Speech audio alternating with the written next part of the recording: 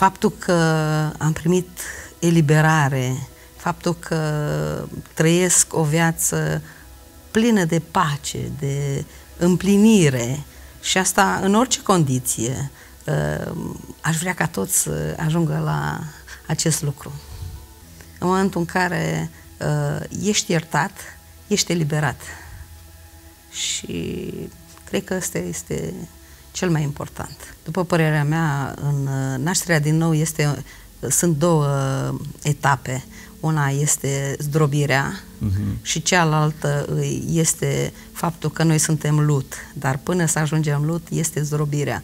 Eu zic că aceste persoane deja sunt zdrobite și că, într-adevăr, cum a spus Nelly mai înainte, au nevoie de îmbrățișare și aș putea să zic și de dragoste și aș putea să zic că acest lucru a făcut ca în penitenciarul din Craiova să fie 4 botezuri a 15 femei în urma a 2 ani, după 2 ani au început să se boteze, în care am mers doar singură și ele spuneau că ceea ce le-a convins, cu toate că au mai fost multe echipe înainte și de multe ori trebuia să scot buruienile lăsate de alții cu preconcepții și cu anumite doctrine nebiblice.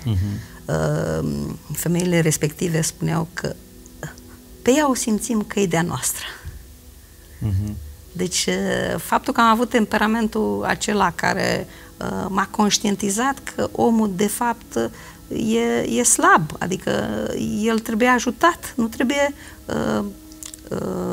condamnat pentru faptul că într-o clipă de neatenție, și majoritatea femeilor acolo sunt abuzate de bărbați și au ajuns să îl împingă într-o dorință de a se apăra și poate chiar l-au ucis, că nu, din cele 15, cred că 5 au fost cu crimă, ba nu, 7 cu crimă și 2 cu tentativă. Deci e o nevoie extraordinară de a se simți iubite, ei te simt, adică degeaba le spui tu teorie.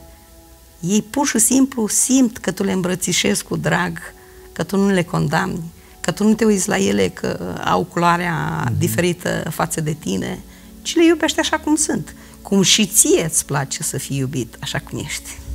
Văd schimbări care le-a făcut Dumnezeu și pe care omenește n-ai o explicație la ele.